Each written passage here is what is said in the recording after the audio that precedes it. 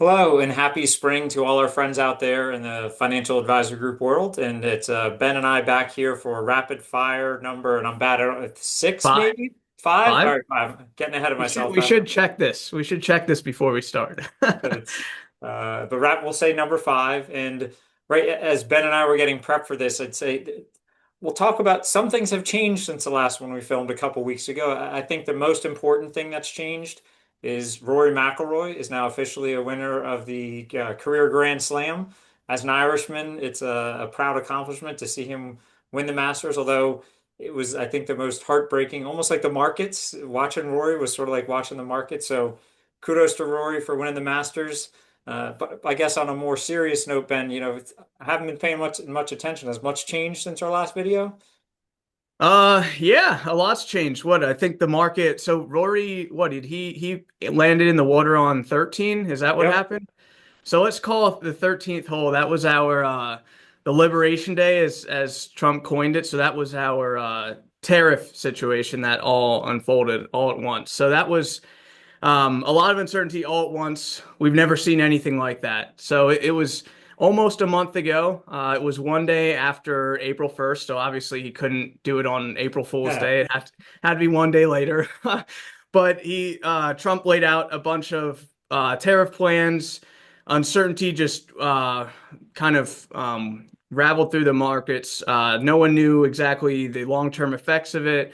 Some of them were like significantly high. Some are still high, like China. But regardless, we've kind of seen a little cooling off in terms of the uncertainty element. So when tariffs happen that have, or when tariffs are at least proposed and put in effect that have never happened before, we have no idea, like, or even think of a company. A company has no idea like how they're going to project out the next 3 months, 6 months, 12 months. So that's where that uncertainty happened. But as we go forward, Trump and others have made some comments that have said, hey, a lot of this is just negotiating. Now, we're going to be strong in terms of some countries, but the mass majority of states are, or countries, I should say, are down to that like 10% threshold, which is his baseline. So with all that said, I mean, a lot of that uncertainty is gone. We have some certainty, at least, that tariff levels are going to be lower going forward. So And that I the think it's market came back a little because of that. And I think a lot of this, right, we've been asked, it sort of reminds me of, we've talked a lot about this. We sent a letter about how COVID out of nowhere, one word changed how we viewed the world. And I think it's similar to now tariff. And I think as we think this through, it's not necessarily tariffs that rule the world or COVID that rules the world. It's the uncertainty. And it's been hit on it. If you're a company, how can you make any long-term plans when the rules are changing every day? So I think it's the uncertainty that's the bigger issue, not necessarily that word tariff, because if we know the rules, American companies are amazing at adapting to rules. They just want to know them.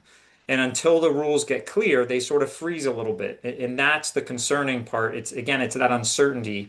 And there's so much of this that reminds us of COVID times where, when you don't know what's going to happen, then don't try to predict it. I heard a great commentator the other day who made the comparison to us as animals. If you oversimplify it, there's two places to hang out. You can hang out down at the watering hole where everyone's chattering about, or you can hang out in your cave. And her point was this is a great time to hang out in your cave because at the watering hole, people are just projecting what they think will happen. And every day that changes. And we're humble enough to say, listen, we have no idea. If this can change every day. So instead, we'd rather hang out in our cave right now, not saying be by yourself, but maybe be with your family instead of being at that watering hole where people are just making up what they think might happen. None of us know. Just like in March of 2020, none of us knew what was going to happen. Don't try to predict it. And I think it's more instead of hanging out the watering hole, that leads into my next question for Ben is with all this uncertainty, then do we have a plan? Like, what do we do? Do we just hang out? What do we do? Yeah, so we definitely have a plan. We always have a plan. The thing is, we hope the government also has a plan.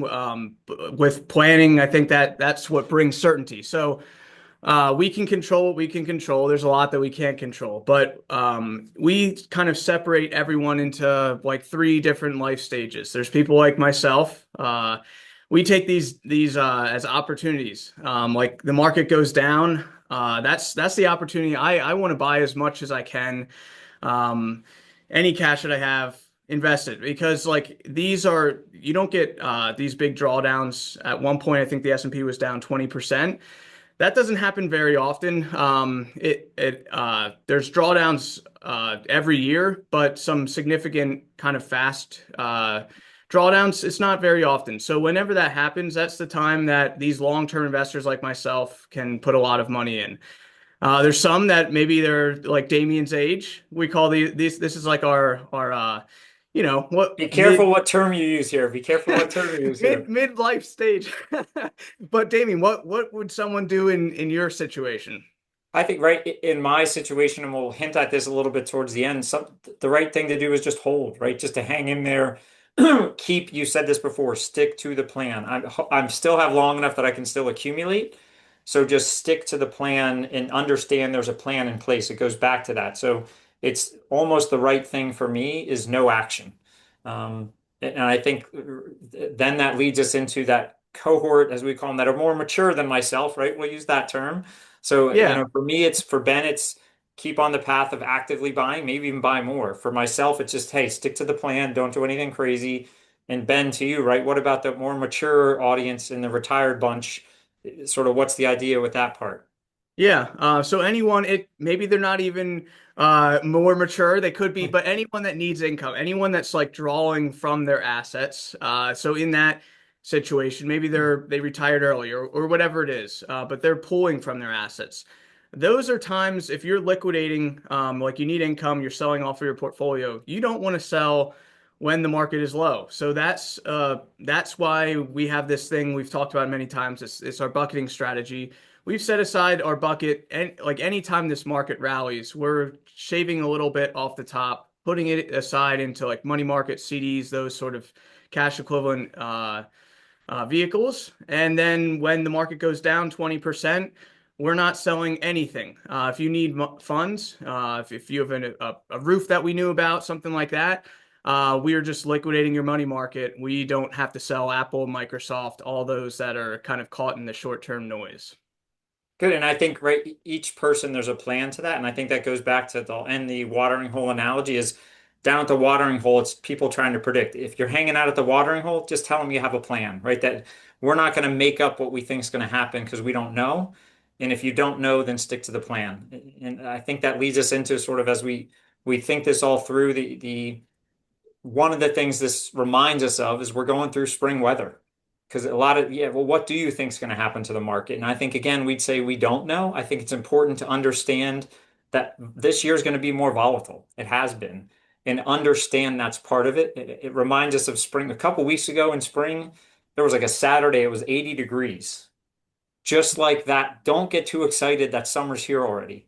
And don't put your winter clothes away when it's 80 degrees on a Saturday in March, because 3 days later, it was 22 degrees. Same thing when it's 22 degrees and freezing cold. Don't give up that summer's not going to come.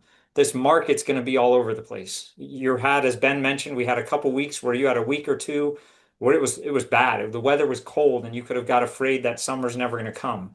Then a couple days later, the market rallies 15% and you think, oh, everything's over. This is going to be like spring weather. It's going to be all over the place. So don't get too excited when it gets really nice, but don't get too excited when it gets really cold, right? That this is all part of the equation. And you're going to hear words like the R word, the recession. Is one coming? Who knows? I think Ben and I We have would, agreed that yeah. it's more likely now than we would have thought earlier, but that's okay. And we would say Recessions there's happen. there's always a recession coming. It's just an if.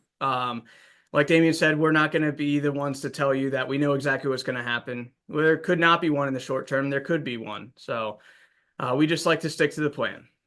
And I think the our general thought would be the shorter this uncertainty goes, the better it is for all of us. There is more with some pros, there's more clarity today than there was a month ago. That's a positive thing.